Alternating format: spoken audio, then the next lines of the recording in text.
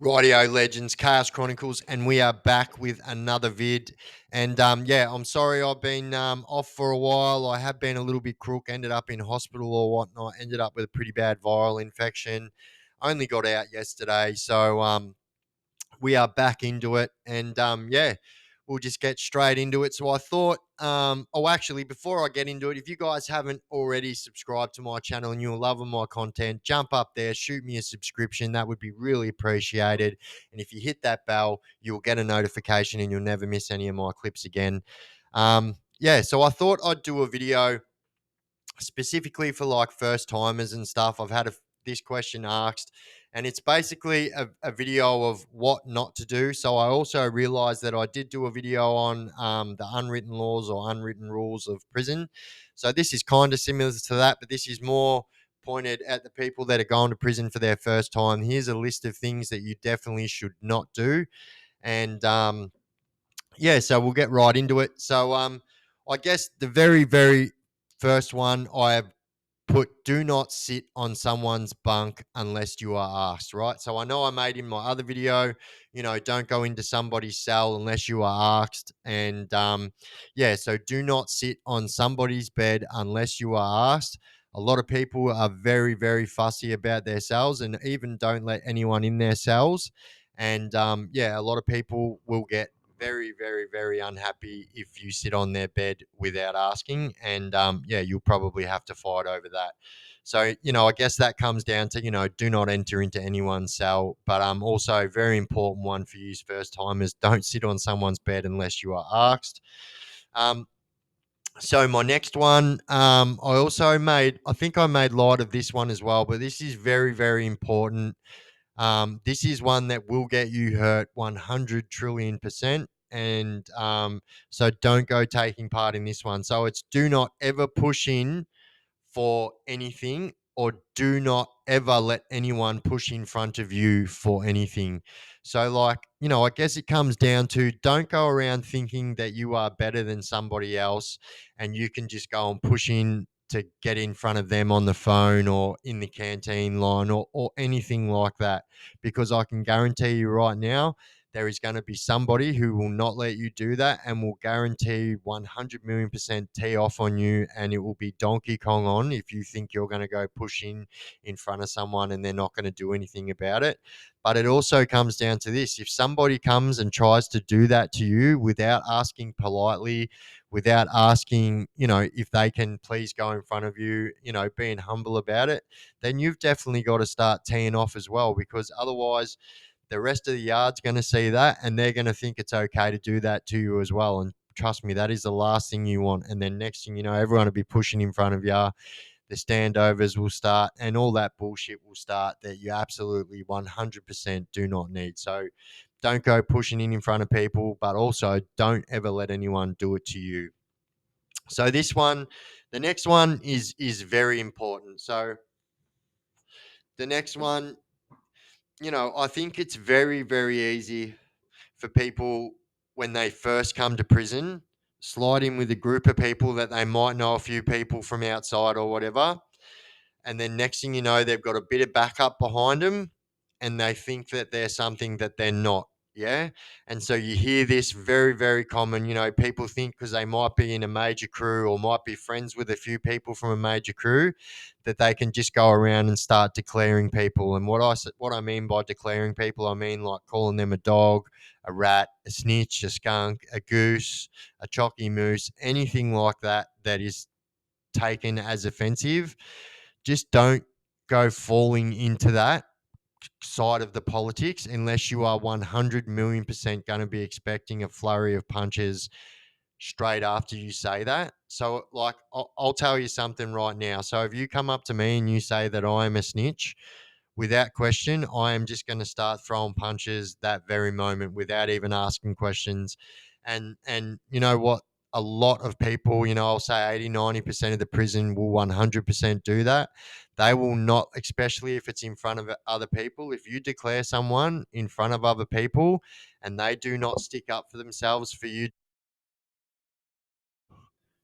sorry about that. Accidentally turned the mic off. But yeah, if somebody comes up to me and they calls me a snitch, I am 100% going to tee off straight away. I do not care about what they're saying, what they have to say, anything like that. If you come up to me and call me a snitch, I am just going to tee off on you, and that is that. So just don't go fall into that politics and thinking that you're better than anyone else. And, because if you call someone a snitch or a dog or a rat or something like that, you're going to be punching on, I can guarantee it. And also, if someone calls you a snitch or a dog and you do not punch on, then you're probably going to have dramas then too, because people are going to say, well, is he a snitch? Why isn't he punching on? So don't ever get into that type of thing. So I've also made light of this one. I'm just going to say it quickly. Don't ever, ever, ever tick up drugs. Don't ever get tick unless you can pay for it. I know I made mention of this on the other one, but it is very, very easy for first timers to fall into the drugs and everything like that.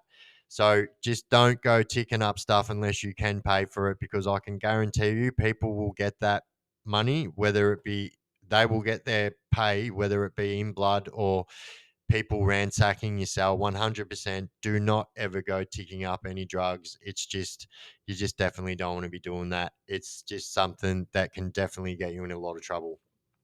So the next one I've got, if you have a shank, don't go parading this thing around. If there is a reason why you think you need to be carrying a shank, don't go showing everyone this shank. And even sometimes don't even go showing your people your shank. No one needs to see it. And if you go and show people this thing, they're just going to think you're a dickhead anyway. You'll probably get it taken off you if you're not going to use it.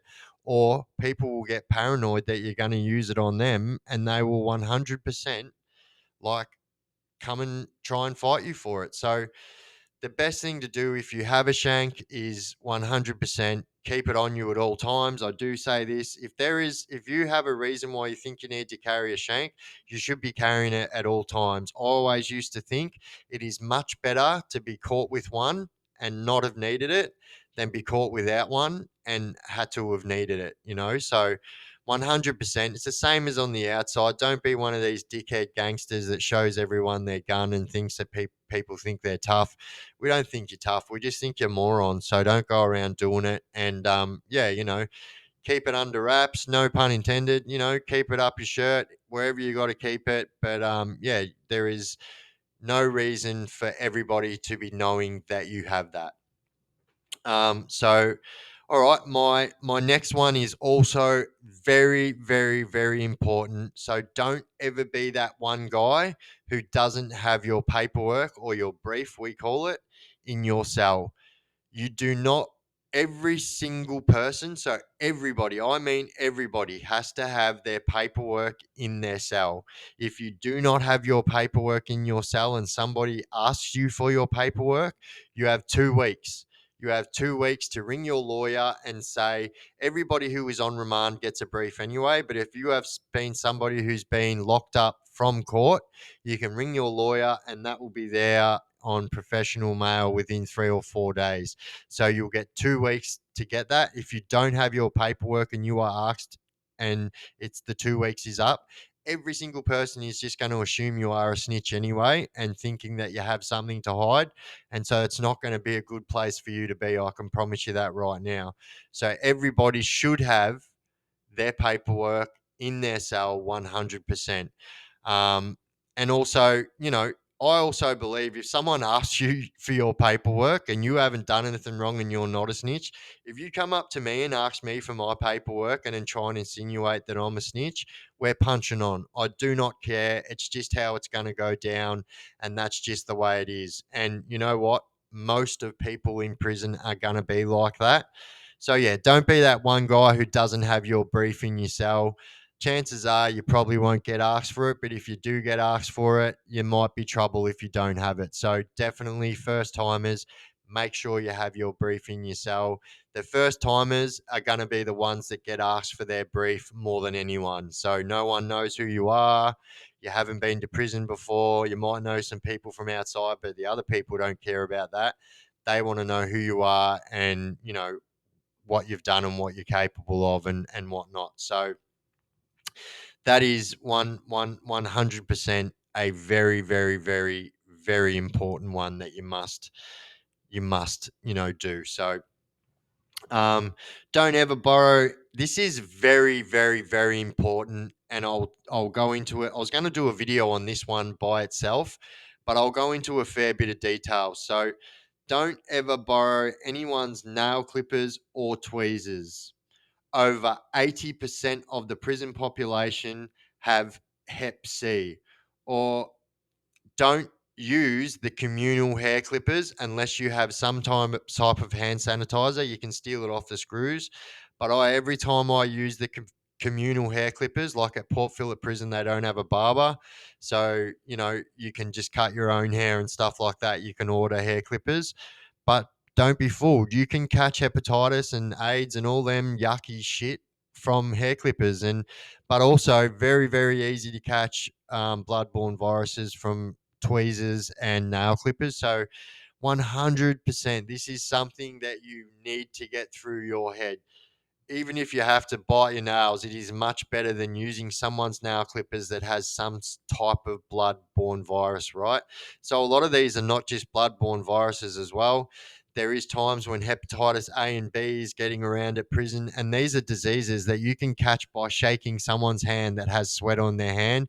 They have hepatitis A, you are going to catch that. So it is absolutely freaks me out. I've never been a needle user, and like all that shit freaks me the fuck out. So, like, I remember the very first time I came to prison, I believe in the induction, they said that 90%, 92% of the people at that time had hepatitis C. And like to me, that just absolutely blew my mind. An old school crook told me, just don't ever touch anything steel. It's as simple as that. If you've got to walk through a door or walk upstairs or anything like that, and you've got to touch a railing, open a door or whatever, always put your sleeve over your hand or put your hand up your jumper and use your jumper. That's what I did my whole time, and I think it helped me out pretty well. But I just think it's gross that and no disrespect to these people that do it, but like you guys know yourself, you share dirty needles and stuff like that. It's absolutely putrid. I've seen like 6 people go one after another without even cleaning that one syringe, and it's absolutely disgusting. It's making me feel sick in the stomach now talking about it, but it's putrid, and it is very, very real. So like, don't think that you're going to be that one person that can never catch it or whatever. It absolutely 100% pays to be vigilant when it comes to all that shit. You don't want to be going home. You want to be leaving everything in jail, and you cannot leave hepatitis C in jail. You'll be taking that with you. And even though there is a cure for it now, and this is what makes me sick as well, all these people will share needles now because there is a cure for hepatitis C. So they just think, oh, yeah, we don't care. Let's just share the needle anyway because we can get rid of it if we catch it. Well, not if the dude's got AIDS, you fucking can't. Yeah, anyway, absolutely putrid. I hate that shit. But anyway, there's a quick list of things you shouldn't do if it is your first time. So definitely don't get into that. Don't get into the politics, and quite simply, don't do drugs and crime, and you won't end up in prison, and you won't have to deal with any of these bullshit rules or things that you have to watch out whether you're doing anything wrong.